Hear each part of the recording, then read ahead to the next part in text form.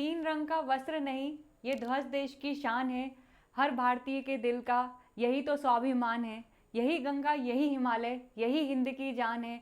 और इन तीन रंगों से रंगा हुआ ये अपना हिंदुस्तान है, ये अपना हिंदुस्तान है। तो साथियों, आज परीक्षा पोर्टल में आप सबका स्वागत है। और जैसे आपको दिख रहा होगा कि आज हम आज़ादी की 75वीं वर्षगांठ यानी कि आज़ादी का अमृत महोत्सव मना रहे हैं। और उस अमृत महोत्सव के तहत जो हर घर तिरंगा अभियान चलाया जा रहा है, उससे संबंधित हम कुछ बातें आज आपको बताएंगे। तिरंगे से रिलेटेड कुछ बातें बताएंगे कि तिरंगा फहराने के नियम क्या होते हैं और इन नियमों में क्या क्या बदलाव किए गए। सबसे पहली बात, ये तिरंगा हमारे देश को उस एकता से जोड़ता है, जो हमारे देश की विविधता में जो एकता है उसे जोड़ता है, ये उस प्रतीक को दिखाता है। तो आज हम इसके बारे में जानें। ये हमारा और आपका दोनों के लिए एक महत्वपूर्ण चीज़ है जिसे आप लोगों को जानना चाहिए। सबसे पहली बात तो ये कि तिरंगा फहराने से संबंधित हम कुछ नियम देख रहे हैं जिनमें बदलाव हुआ है। पहले क्या होता था कि हाथ से बुने हुए ऊन या कपास या खादी से बने तिरंगों को ही फहराया जाता था। पर आपको पता है जैसे हर घर तिरंगा, तो इतनी सारे हाथ से बुने हुए तिरंगा बनाना इतना पॉसिबल नहीं है। तो उसके तहत इसमें इस नियम में थोड़ा सा बदलाव करके क्या कहा गया है कि मशीन से बने हुए और पॉलिएस्टर से बने हुए जो तिरंगे हैं आप उन्हें फहरा सकते हैं, है ना। तो ये एक चीज़ में बदलाव हुआ है सबसे पहले। और दूसरा क्या, पहले क्या होता था, अब तक तिरंगे को हम लोग सूर्य उदय से लेकर सूर्यास्त तक मतलब उतने ही समय में फहराते थे।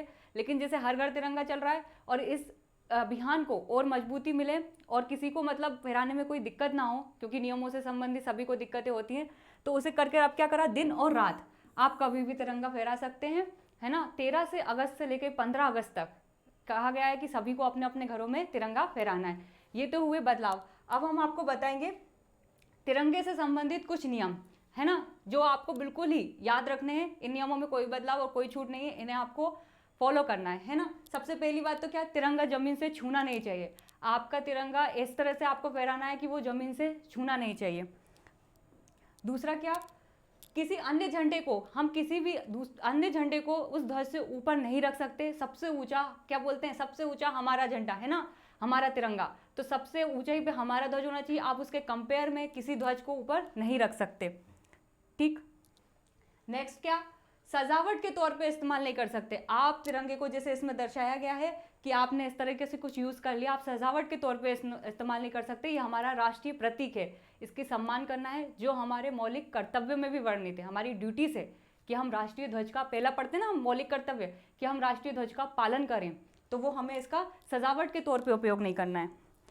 अगला नियम क्या है, किसी सामान या इमारत को तिरंगे से नहीं ढक सकते। आप कोई सामान को रैप कर रहे हैं तो आपने तिरंगा इस्तेमाल कर लिया, या फिर इमारत को, अपने घर की इमारत या कोई सी भी इमारत को आप ढक रहे हैं, तो ये भी गलत है, गैरकानूनी नियमों के विरुद्ध है, ठीक है। अगला जो हम देख रहे हैं तिरंगे के लिए जो नियम है, कपड़े की तरह इस्तेमाल नहीं कर सकते आप इसको। एक साधारण कपड़ा जो जिसे अपन यूज़ करते हैं, उपयोग करते हैं, उसकी तरह इस्तेमाल नहीं कर सकते। देखिए दोस्तों, मैं ये बताना चाहती हूँ, जैसे हम तिरंगा फहराते हैं उसके बाद क्या, अगले दिन जब भी हम उसे उतारते हैं तो हमें उसको बिल्कुल संभाल के रखना चाहिए, है ना। ऐसा नहीं कि हमने अगले दिन उसे कहीं पर भी फेंक दिया, ठीक है, या फिर सड़कों वगैरह पे इस तरह से उसे अपमानित नहीं करना चाहिए। हमारा कर्तव्य है कि हम उसकी सम्मान को और हमारे देश के प्रतीकों की गरिमा को बनाए रखें।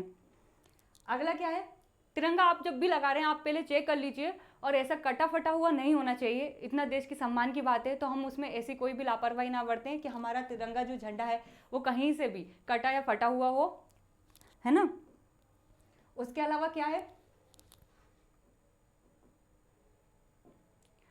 केसरी रंग ऊपर ध्वज लगाते समय कभी कभी बाय मिस्टेकली ऐसा हो जाता है कि रंगों का उल्टा हो जाता है, कभी ऊपर लग जाता है। तो इसमें बिल्कुल ध्यान देना है आपको कि केसरी रंग ऊपर होना चाहिए, उसके बाद सफ़ेद और उसके बाद हरा रंग आना चाहिए। यही ध्वज है हमारा जिसमें सबसे ऊपर केसरी रंग आता है। तो ये ध्यान रखें कि फहराते समय सबसे ऊपर हमारा केसरी रंग हो, है ना।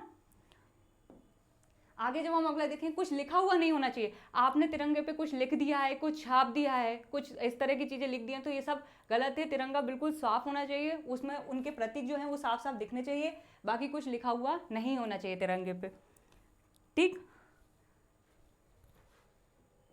तो ये हुए हमारे कुछ तिरंगे से संबंधित नियम। हमें उम्मीद है कि आपको ये अच्छा लगा होगा और हर घर अभियान के तहत आप लोग सब अपने घर में तिरंगा फहराएं और देशभक्ति की इस भावना का खूब आनंद लें। और हमारे इस चैनल को लाइक करें, शेयर करें, सब्सक्राइब करें, बने रहिए परीक्षा पोर्टल पे। Thank you.